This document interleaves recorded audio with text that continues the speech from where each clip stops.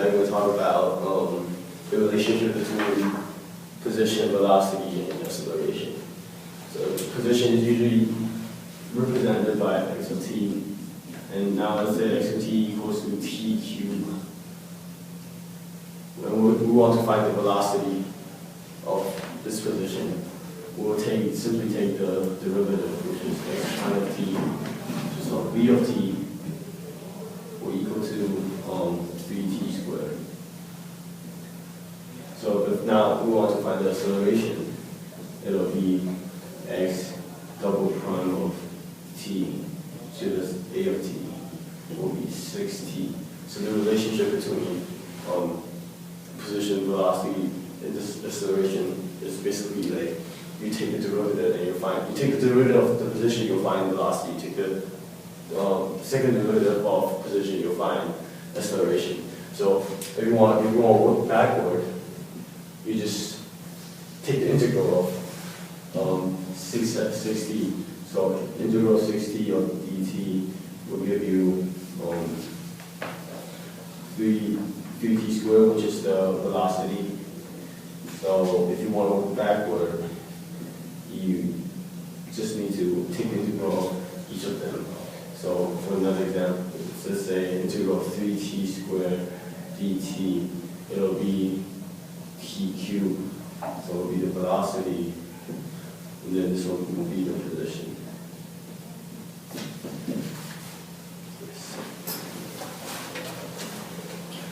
Right, here today, I'm going to talk about how you can find when you have the position graph, how can you analyze the graph to get your derivative graph or you can say velocity graph, because sometimes it's easier that way than just doing calculations and stuff.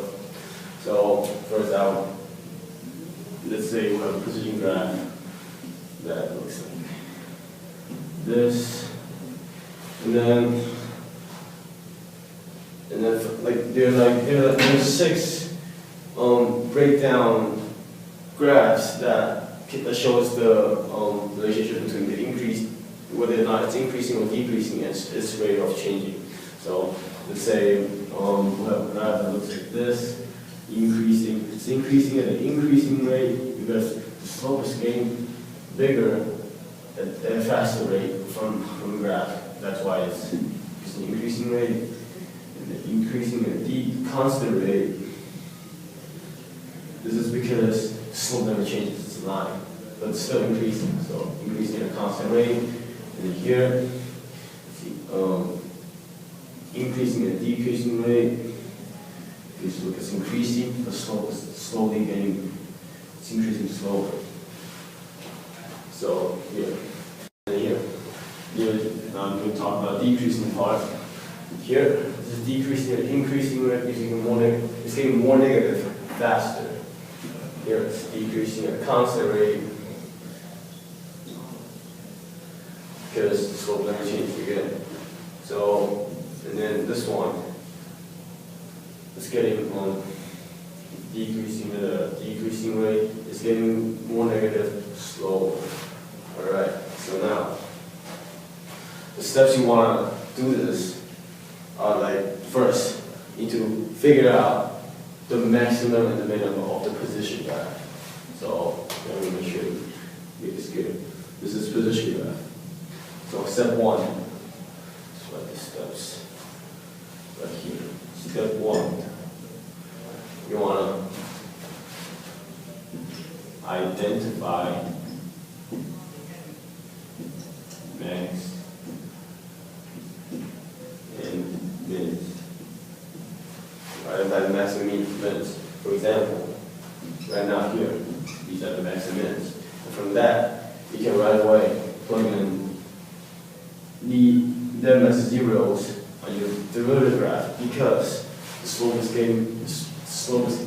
the derivative of the position graph is the slope of the position graph. And the slope of the position graph is getting more negative and to negative at this point. That's why it's negative.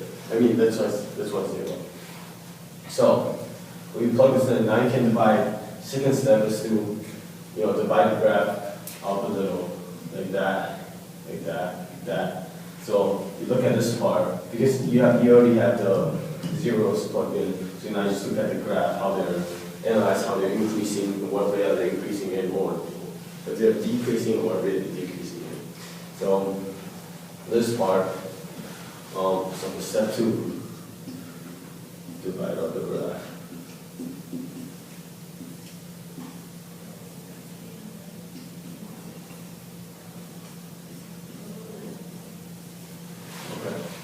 So now you see this.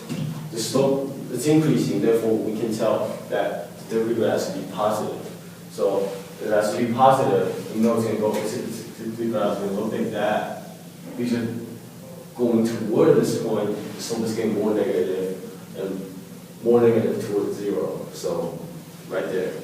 And then right here, you can tell that the slope is decreasing at the rapid rate right here.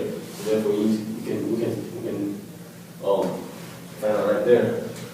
Decreasing or increasing rate, it's going to go like that. And then let's get this part to this part. The graph is still decreasing, or it's decreasing at a slower rate. So the graph is going to look like that. Then from that very last part, you can tell it's increasing all the way. So therefore we can, increasing rate. So yeah, that's how you do it. So yeah.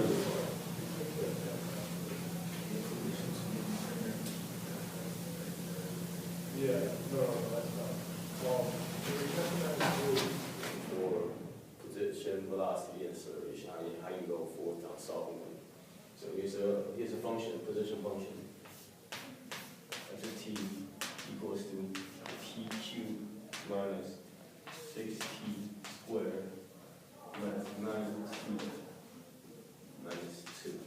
And the question gives us an interval where you can find the answers, which is between 0 and 5.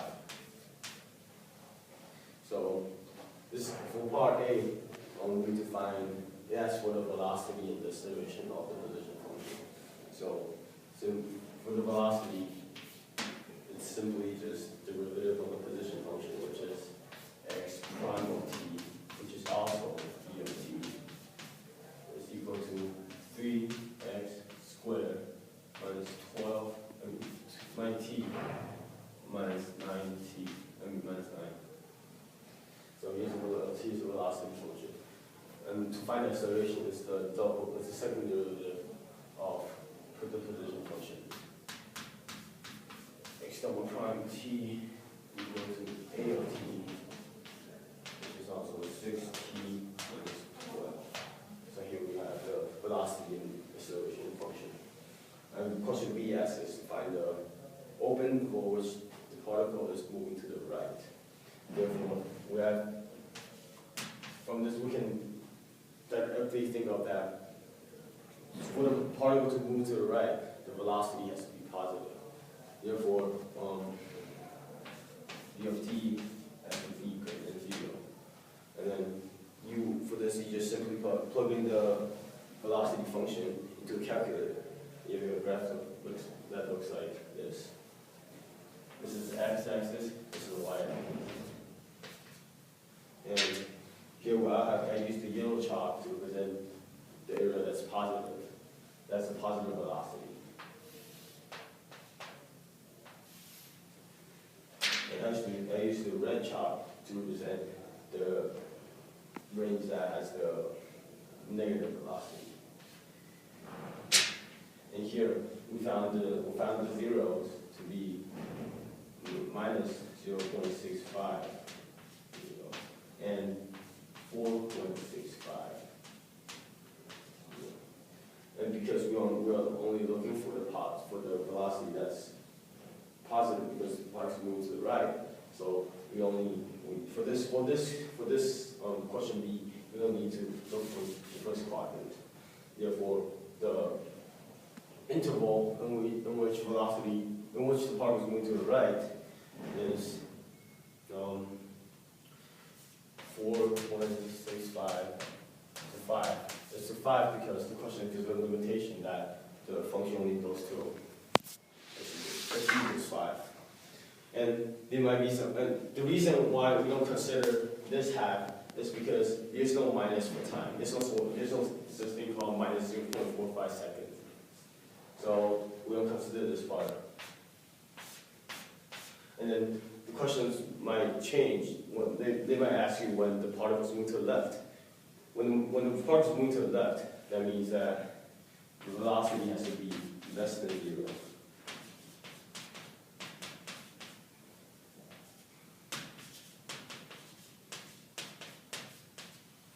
So for this, if you're looking for the particle, when the particles are moving to the left, you'll say that the interval will be 0 to 4.65.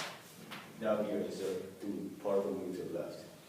And then for the last part, C, the question asks, find the velocity of the particle when the acceleration is 0.